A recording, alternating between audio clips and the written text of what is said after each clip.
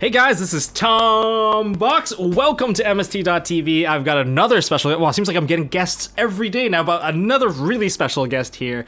And today we have Julio Mendoza. Hello. Now, you might not be as well known as some of the higher profile players around, but one thing to note is that you are a returning player. That is correct. And what brought you back? I would say the thing that got me back was the Phantom Knight support. Back when I used to play, back in, I'd say 2016, I was really into PK Fire, and that was like my bread and butter. I just played a lot. I won a lot of tournaments, and I feel like I knew how to pilot a deck to such a good level. I was comfortable with it, and I just loved the deck so much. So when I saw that Phantom Rage was coming out, I was hooked back into the game. So okay.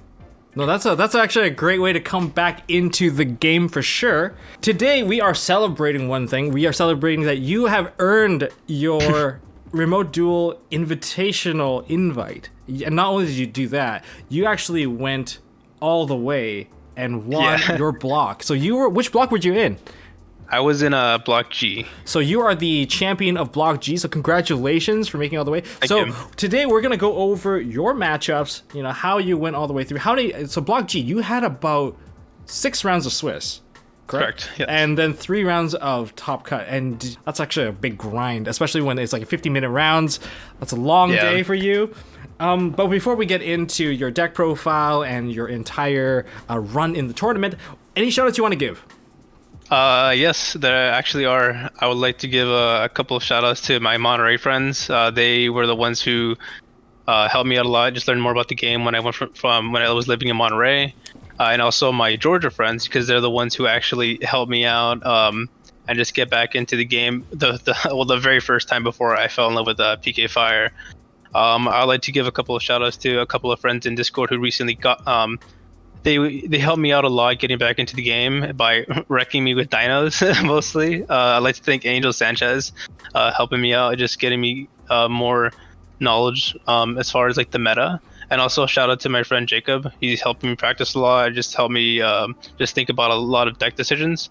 And lastly, I'd like to just thank my wife Samantha for just supporting me in this. All right, great shout outs all around to you guys. And okay, I'm gonna throw a curveball here. What kind of matchup did you not like seeing, or did you not hope to see in this tournament? To be quite honest, it was just Drytron. Drytron. Okay. Drytron. I'm looking at your main deck right now. It looks like you're pretty geared to handle the Drytron shenanigans. I am, but the issue is drawing them. But I feel like even if they do go first, establish a good board, I can really grind my way to maybe winning it. But other than that, I feel like just Drytron is one of the most it's one of the worst matchups that my deck can have, especially if they're going first. But if I go first and they have maybe 1-2 points of interruption, I can maybe establish a good board to prevent them from popping off. But again, it was just the Drytron mostly. Well, there are no Drytrons that made it to the top of your block, as we already have interviewed Yishan McNabb, which is he played Tri-Brigade Lyralist. He helped you take out some of those Drytrons as well. I was expecting Drytrons, but for some reason I ended up with something that I was not expecting at all. Okay, let's actually break down some of your matchups. How did you actually go from A to Z? So starting off, I guess we'll talk about your Swiss rounds. So you had 6 rounds of Swiss because you were in your block actually had extra rounds. So how did you fare in Swiss? Let's go round by round. So round 1, what did you play against? Round 1, I played against Drytron, which that one was a pretty tough match. A lot of my matches actually they went 3 games, but yeah, I was able to beat them just with the preparation and the deck that I had, mostly just the Drolls. The Drolls? Did you end up getting Droll against them? So I don't believe I do Drolls because once I saw Drytron, I was kind of hoping that I would see it maybe in between games 2 or 3, but I didn't for some reason. But I would say it was just me establishing my board early with like 1 interruption on their end. Mm-hmm. And I think it was just the sheer ability of Dark Rekko and XIZ Dragon that kind of, just shut down their deck completely because they have to burn through so many resources just to end up on something. and by the time they're done with it all, it's have very little in their hand. Round two, that was a virtual world. I want to say 2-0. I want to say, but it was just again, I think I won the die roll, and I think there might have been a couple bricks on his end, on mine as well, maybe game 2. But for the most part, I was just establishing the Requiem. This deck is kind of just a Requiem turbo, if I'm speaking quite honestly. I can see Requiem being a solid win con. I feel like he is the underrated boss of the format. We have a lot of problems in the current format. Like we have, Vanity's Ruler. Like if people still run that, we have Herald of Ultimateness because that's a big problem. We have Zeus. We can never disregard it. We have Dragoon. And we have, of course, the very fun dragon. I think those are the 5 pillars of the fun. I feel like Dark Requiem Exceeds Dragon could fit under that category. I think it could, but the thing is, there are more things that can get around it, like a Book of Moon, or like a Lightning Storm. It's true. But it is something that people do not overlook, and they for some reason they think it's the Arc of Requiem or Arc Rebellion, the new one. So they've never even heard of this card. So what happened in round 3? Round 3, that was Drytron again. More Drytron. Your pod had a lot of Drytrons. I know. Drytrons, I would say, is just I believe that's when I actually started drawing Droll and Lockbirds.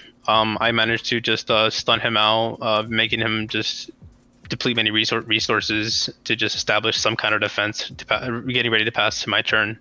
And then from there, it was just go into Requiem, or maybe go into an Axis Go Talker to try to one turn OTK, depending on the hand. I think game 2, I ended up facing a Vanity Ruler, and I wasn't able to get around that. And then game 3, I want to say that he bricked pretty badly, and I think he just scooped as I dropped the Requiem. Okay. So luckily I was able to do that, and also just with a lot of the help in the side deck, mostly just like the DD Crows and even the anti spells too, because I'm quite sure that they hurt the deck quite well. Yes, they do. Especially if they don't have a Cosmic Cyclone sided in. It is very painful, since most of the deck is made up of spells. The spells is what gives it the speed and the synergy. Yes. Yep. That makes a lot of sense. Okay. What happened in round 4? Round 4, that was actually my only loss in the tournament. That was against Drytrons. More Drytron. Again, more Drytron, except it had a little bit of a spice, I guess, what people like to call it, but I don't think it's spicy. It's a Dragoon package. That's my package!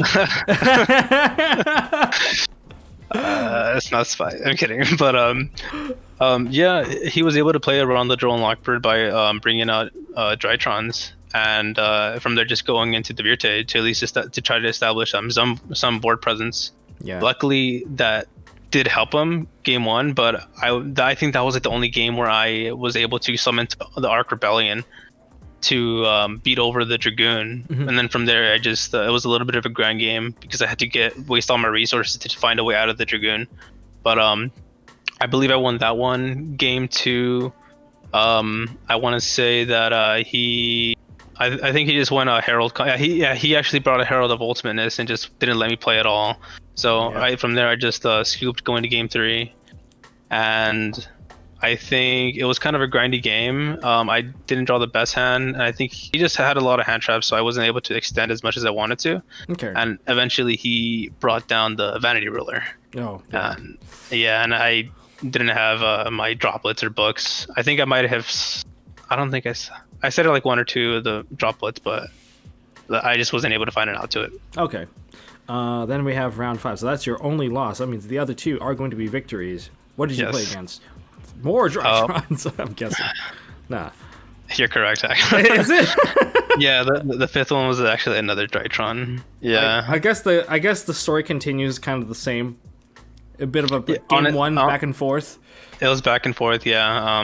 I don't think I know a lot of them won't really like die roll wins. I think from this point forward, I actually lost a couple of my die rolls, but I was able to balance back with droplets and tactics. Also, just slowing them down completely because I think from here I started drawing a lot of just ashes and drolls. So I feel like that really did help me out, and I really did capitalize off of having them in my main deck, which I don't regret at all. I would 10 out of 10 recommend. So again, do you think people are going to continue to play Drytrons? Because like right now, there's a lot of people are maining drolls, even within my own pod. I'm not just saying this from my own pod experience, but other Drytron players, they've seen like a ton of drolls main decked right now. Is it the right call? You say it's the right call right now. I think it's the right call right now, but I just hope that they don't open up like an instant fusion to get into the Millennium Eyes. But I feel like with the current meta, I would say that Droll is good, because it can splash into playing like Shaddoll Invoked, or in the Invoked engine mostly, and even Tri Brigade. But I feel like even if I don't play these decks, can easily just ditch it with Scales or with the Nightmare package. So I'd rather just have it in there just to be safe than, Okay, makes sense. Yep. Makes sense. And round 6, is Drytron? Actually, no. Okay. That was actually my last Drytron match. I played Virtual World. Your line was super meta. You had Drytron Virtual World, Drytron Virtual World. It was actually quite, after going after like 6 round Swiss, 2 rounds into the finals, I was expecting something meta, but then I got hit with the Tri Brigade, whatever that deck is. But yeah, I played Virtual World game 6, and I would say that I think it went to 3 rounds. Game 1, I was able to just establish a good board to set up for Requiem and have all these points of interruptions. Okay. Game 2, I want to say that I think I ended up bricking. And he I don't think he actually brought up VFD, but my hand was so bad I couldn't do anything, because I think I drew a lot of hand traps, but I needed more than that. But he was still able to beat me down without going into VFD. Yep. And then game 3, I want to say that I went into the same combo as you go into, preparing for Requiem and just all the other things that I intend for my main board. So yeah. Okay.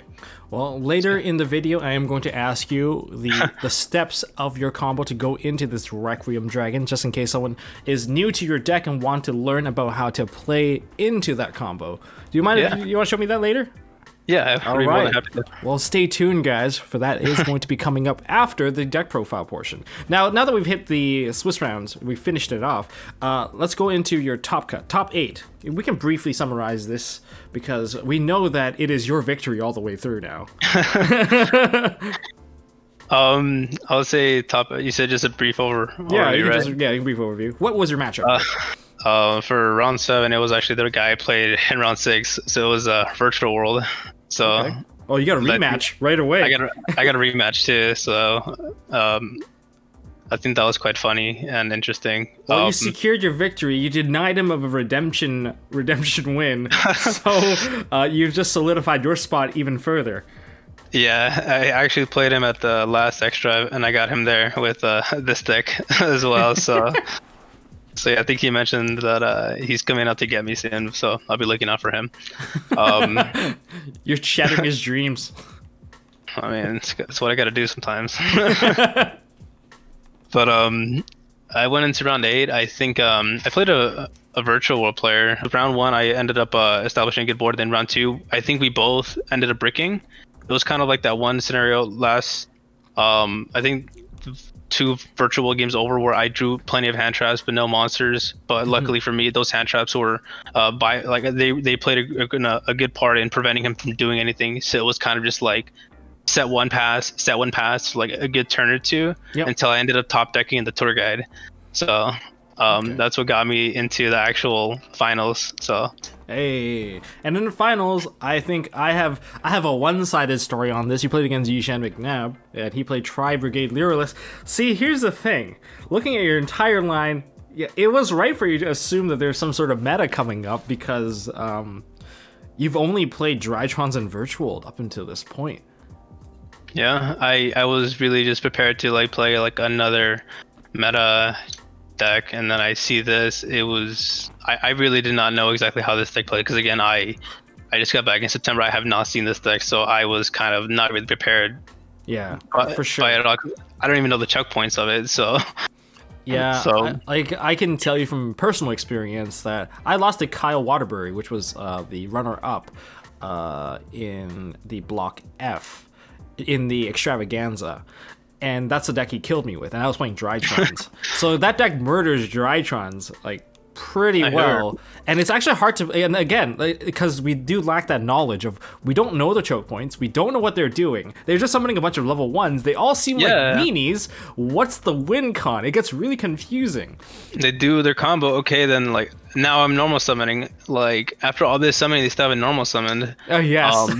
Yeah, 'cause I realized that like I was all confused because they're bringing out this entire like board, and like he says normal summon. Like wait a minute, didn't you normal summon already in like that random fiesta of like summoning? But no, it just shows exactly how strong that deck was and to make it into the finals. Yeah. Especially beating Drytrons, which after seeing this deck, I have nothing but respect for that deck. Like they can murder Drytrons for breakfast because I want to see that in action. I don't exactly know. It's fairly simple. Because Drytron play with a flow. I might as well tell you this right now because this is how I died to them. I've hit them with a droll. It doesn't really matter as long as they get to 3 monsters, including one that is a winged beast. They will go into basically, as long as they can summon one of their Tri-Brigade, they'll summon out the Link 2, whether it be a Harpy Conductor using the effect, and then they'll use that monster to go into the Simorgh with the Simorgh Link, so that during the end phase, they'll be able to summon out a barrier statue. That cuts us off from special summoning. But the additional level 1 that's remaining on the field, that gets turned into a Link Haribo. So now even if we summon a Manju, we can't attack over it. Oh man. Okay. So then it becomes a turn skip. But then during their end phase, they summon out Apex Avian. During our end phase, they summon out Apex Avian. Yep. And then all they gotta do is summon one monster, use the effect of their Tri-Brigade, summon out the big boy, and we die. That's reliving my nightmares right there. Luckily, I didn't see entirely. Oh, I saw quite a few crazy things, but I didn't, see like the Link Haribo on that. But yeah, I would definitely have to see that against that matchup just so I can get a better percent, visual experience. But you did manage to beat him. Yes. So that's that. Congratulations, you've made it all the way. So let's break down the deck here. We have it split into a section here, and I'm going to get you to explain certain cards that may be not as obvious to us viewers out here. So on the left side here, we have the level 3 packages, mainly used as extenders, and feel free to chime in if I get it wrong. So we have triple tour guide because tour guide is tour guide. I never thought this card would ever come back to 3. Like it was at 2 for a while. But I guess it's a slow card. So I feel like with the current meta, I feel like it's balanced. It's balanced. Okay. With what other cards can do, it's literally not that bad.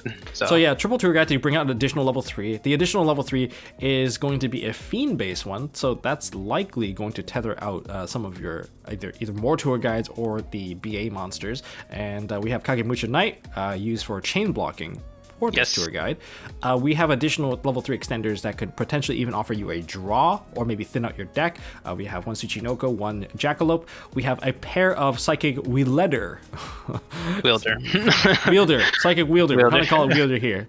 We do not call it appropriately. So yeah, we have one Psychic Wielder, or no, 2 Psychic Wielders. I noticed that in your synchro, like they can see the synchros now, or in your extra deck, there is one synchro. You play one Coral Dragon. Did you ever even need to use it? There was one instance where I did use it, and I think it did help me out in just getting the OTK and clearing up some just some stuff from the board, especially with the wielder effect to actually pop a card on the field, and then the Coral Dragon can actually help set up some Phantom Knight plays in the grave by ditching a Fog Blade, ditching a Wings, or anything else really. Okay. So I feel like the Coral Dragons really really helped me out. Okay. And then we have, instead of playing a 3 of, we have one Seer and one Graph. All you need is one. All you need is one of both. They didn't even need to come off the ban list. What are you talking about, guys? Okay, so aside from this, we're going to move on to the middle section here, which is the bread and butter of the entire deck, I would say. Bread and butter. Yeah, we have the triple Torn Scales, triple Silent Boots. We have Ancient Cloak, which is kind of the same thing, additional searches, which can also lead into your boots, of course. Yep. And we have one Stained Greaves. This one I'm actually not as familiar with. Can you explain this one? Stained Greaves is just an extender by summoning out itself whenever a Phantom Knight monster is special summoned in any way, and it could also help special summon cards, Phantom Knight monsters in your hand while it's in the grave. So you just banish it from the grave to special summon a Phantom Knight from your hand. And, it also has like the level of modification if you choose to do so, but I feel like that's more in like Phantom Knight builds that run Shade Brigadine, because that's a level 4 and you can go into like other plays like that. But one of the main reasons why I actually played that card is because of boots, because there are a lot of times where I open up like, let's say, a gloves or a boots, and typically that's going to be my normal special. I can no longer special summon a boots from my hand, and typically 9 times out of 10 what I'm going to be doing is searching a boots off of cloak. But if I already used my my boost for the initial summon, I could just add Stained Greaves. And typically there's going to be a lot of Phantom Knight monsters that are special summoning throughout the turn, so I could just special summon that from my hand since I searched it off a cloak. No, but it is one of those cards where I will never take it out of the main deck because it does help out quite a lot. There have been instances where I take it out for whatever reason. This is like before, like I would say, like when I started playing this deck. I realized exactly the sheer importance like that it can bring in very tough situations by allowing you to further extend it, it's just itself or something else in your hand. So again, I would recommend it. Just playing one, it's like a really phenomenal card. Okay, and we have a pair of Ragged Gloves. Yep. This is, you send it to the grave. I believe you sent another card into the graveyard. Yes. Yes. Okay. In terms of the package, we also have one of the new Phantom Knights Rank Up Magic Force. Nobody plays. Yeah. It's clutch. It comes in clutch sometimes. It does. To get to your Arc Rebellion, and even like you can like get to those grindy games where, like, let's say you have like a Breaksword, Fogblade in the grave.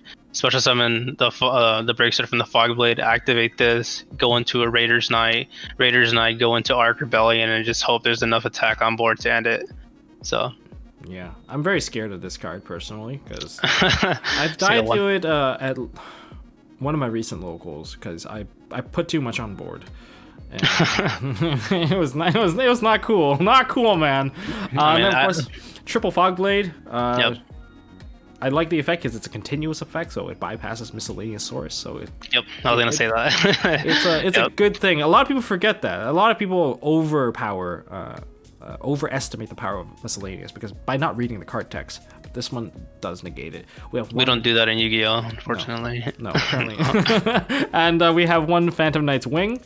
And then, yeah, that makes up for the entire Phantom Knights package. Okay, that's like a pretty big package. And then we go into like the Disruption package and the Counterplay package. We have a triple Ash Blossom, which is probably the correct thing to do in this current format. A lot of things search, a lot of things interacts with the deck. We are in a grave-centric format right now, but to get to that point, the deck is still thoroughly accessed by most decks, I would say, rogue or non-rogue.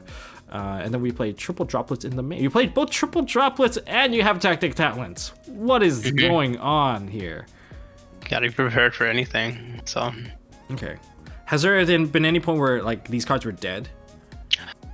In the tournament, I feel like they did play their role and they did help me get an advantage in some way, shape, or form. I just think it was just like one game. I think it was like that round 8 game against Virtual World where it was kind of like just set one pass until I top decked the tour guide. But other than that, they really did put in work this past weekend.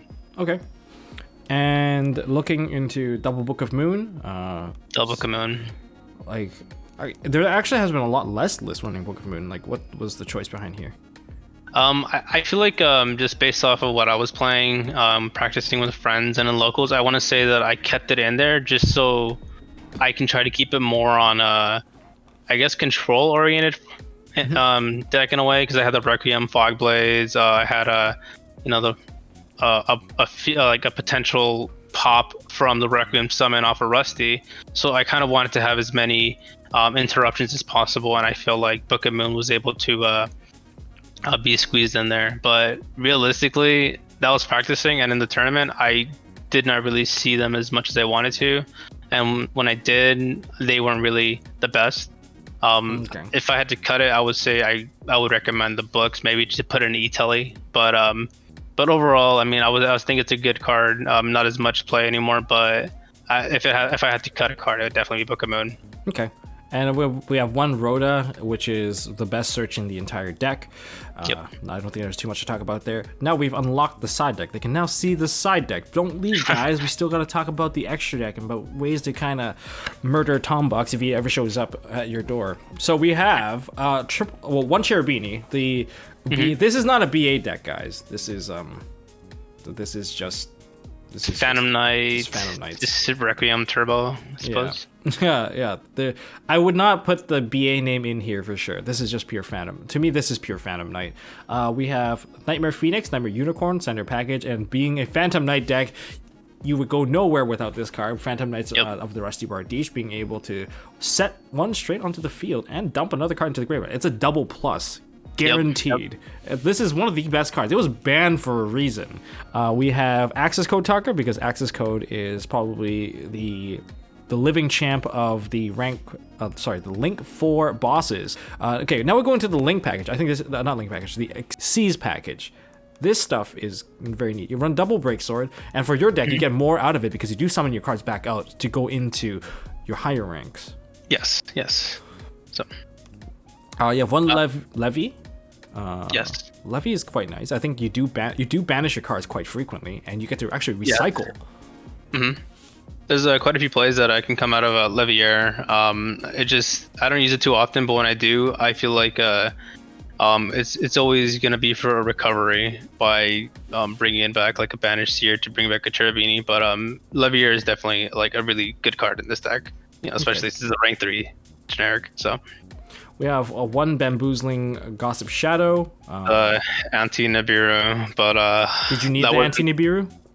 I needed it, but there wasn't enough extenders in my opening hand to actually bring it out once in this last tournament. Okay. But even with the Nibirus, I think that I was able to keep on extending to get to a good board. So, not exactly needed entirely. Raiders Knights, this guy basically is a built-in rank up magic. Yes. Typically supposed to blow stuff up by card effects if he uses effect to make it. Is it this card or is it the other card?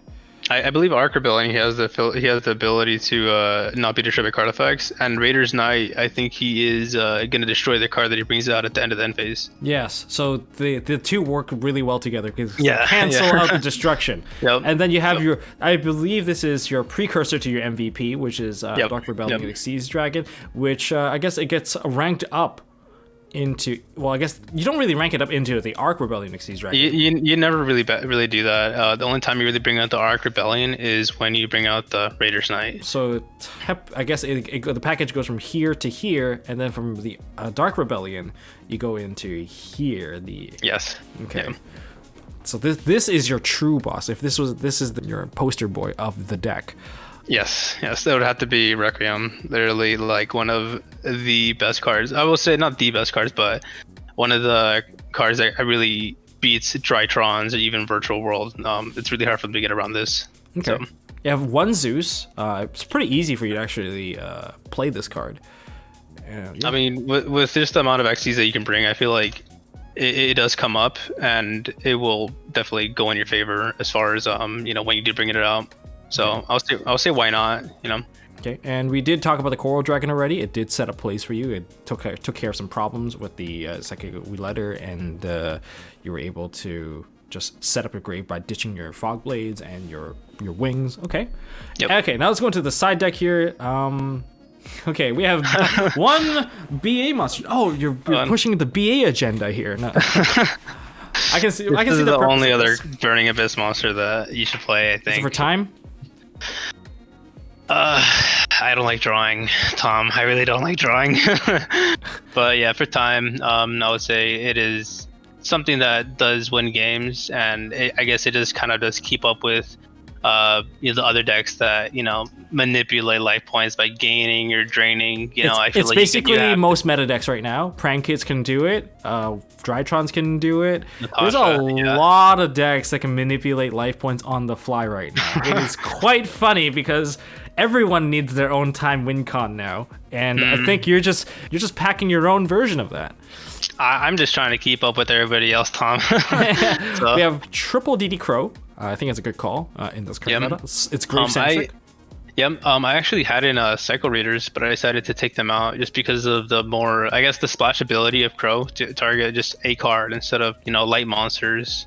Okay. And I felt like with the Cycle Reader, I was just mainly hitting like one Ben 10 really. So I felt like changing it to DD Crow won't really change anything else really. So. Okay. Triple Lancia, I think this is pretty standard right now, based on the matchups we have. We have back row removal, Harpy's Duster, we have double Twin Twister. You play triple evenly matched. Really good card, VIP finals. I heard. And then we have a pair of anti-spell fragrance, anti-Drytron, anti-spell fragrance. What am I talking about? Yep. Yeah, it really did, put it in work against Drytron, even Virtual World, as far as slowing them down. So. Yeah, it does work really well against them. I mean, it makes it pretty difficult for them to actually set up their first turn once it's up because they have to start burning monster effects, and they can't even use Kowloon to place one on the field. Because Kowloon itself is a spell card. All right, for the combo portion, thank you, Julio, for providing me with the step-by-step. I have it listed all right here. I didn't have the cards to demonstrate it, so I'm going to do it right here in post. So starting off, we're going to go ahead and summon out the Tour Guide's effect. We're going to summon out a Graph. If you guys remember 3-Axis Dragon Link, this is fairly similar to that opening. With the 2 level 3s, we're going to summon out Cherubini by Link Summoning. That's going to activate our Graph, triggering in the graveyard, summoning out the Seer from the deck. Don't forget to activate the Cherubini because this is a very important step. This step we're going to put into the graveyard the Ragged Gloves, which will eventually put into the graveyard our Ancient Cloak. So we're going to put the Ragged Gloves in there, and we're going to boost the attack and defense of one of our monsters. Now with our 2 dark monsters, we make a Rusty Bardiche, Link summon that out, and that's going to trigger our Seer. Seer's going to bring back our Cherubini for just some level of protection, It's always good to have that additional protection and being able to send a level 3 for the turn after. Now we're going to activate the Rusty. Rusty is going to send into the graveyard a copy of our Torn Scale. And then we can actually put into the graveyard, we're going to set the Fog Blade, rather than the rank up magic, because we don't need that yet. If we get disrupted, at least the Fog Blade can provide us with some contingency, and even if Fog Blade leaves the field, we actually get to summon back some of our stuff in the graveyard. From this point on, we're going to activate our Ragged Gloves. Now that we already have the Torn Scale in the graveyard, we're going to put into the graveyard our Ancient Cloak. This triggers our Torn Scale, and we're going to summon out the Torn Scale. So now that we have our level 3 body, and this is going to get banished when it leaves the field, so we got to make sure that we overlay with it. And we're going to activate the effect now of this card. We're going to put into the graveyard another body. The reason for that is because we need the additional body later on, and you'll see why. So we're going to put an additional copy of the Ragged Gloves into the graveyard. And now we're going to activate the Ancient Cloak. Ancient Cloak is going to give us the Silent Boots. We're going to special summon out the Silent Boots. And now we're going to overlay the 2 into our Breaksword. Make sure you end in the position where the Rusty can activate to pop your own card, because that's exactly what we need. And of course, because we summon into a arrow that the Rusty points to, we're going to pop the Breaksword down. With the Breaksword broken, we can summon back 2 of our monsters. And the reason why we need 2 is because we need to keep the Silent Boots in the graveyard. Hence why we actually got the Ragged Gloves. So now we can put these back, and this one won't get banished anymore. And the level will raise by 1 for both of these monsters, putting them both to 4. And now we can go into Dark Rebellion Xyz Dragon, summon that onto the field. Cool, gain a little bit of attack, and now we can go ahead and banish our Boots. With Boots banished, now we can search for our copy of the Rank Up Magic, Phantom Knight's Force, and we can set this. If you look at the amount of disruptions that we have right now, first of all, when we activate Phantom Knight Rank Up Force, we are going to be triggering our Rusty Bardiche. When we go ahead and summon that card out, we summon our the Dark Requiem Dragon. What's going to happen is that's going to trigger this and pop a card on the field. That's also going to provide us with another level of negate. So that's just 2 disruptions right there on its own. And then we also have a Fog Blade. All this was done with 1.5 cards. So we still technically have 3 cards in the hand. We have some cards in the graveyard available for us to play with. Like once we start detaching materials, these are live once again. In other words, you get your Torn Scale back. There's a lot of synergy going on, and even if they break the Fog Blade, that's fine. Banish it to summon back. I guess we can summon back our copy of the Break Sword as well. So, you know, there's a lot going on for us. So overall, this deck is like really consistent, and I like that it does carry the 1-card combo in the deck to kind of generate the amount of disruption that you get. I mean, sure, Nibiru is a card, but like I would say a lot more people are fearing what Drytron is capable of, and because of Drytron's popularity and Drytron being able to counter Nibiru naturally with just a simple copy of Herald of the Orange Light, I did see a lot less Nibiru. And it feels like we're going to have to kind of gauge how popular Nibiru is to kind of reconfigure upcoming plays. Is that something that you would consider? I would say for Nibiru, I would say that it's very split right now. I would say it does have its moments where it does shine, but I feel like now it's not as much compared to the combo that we saw last meta. But this deck is prepared for Nibiru, and it can play around Nibiru, so it's not really too much of an issue as much as it was before, since everybody was playing Nibiru, even main decking it. Yeah. So, well, thank you so much for showcasing your deck with me here today, everyone. If you guys enjoyed this deck profile and enjoyed the presence of Julio Mendoza, smash that thumbs up button. Do you have any last minute shout outs you want to give, just in case someone came up if you didn't already give it? I would say again, just my wife. She supports me in all this. She was hyping me up all weekend, and I just really grateful for her. So that's it. She got the double shout out. And if you guys enjoyed it, of course, smash the thumbs up button. If you guys want to see more stuff from MST.TV, smash the subscribe button, ding the notification bell to stay up to date with the latest videos. And I believe a giveaway is currently on right now for a box of Blazing Vortex, in case you guys missed that video. And until next time, don't forget to hold on to your MST.TV. And once again, congratulations, Julio. Thank you, Tom. And just for all of you out there, just I hope if I'm featured, you guys can enjoy the Phantom Knight matches that I'm playing. So.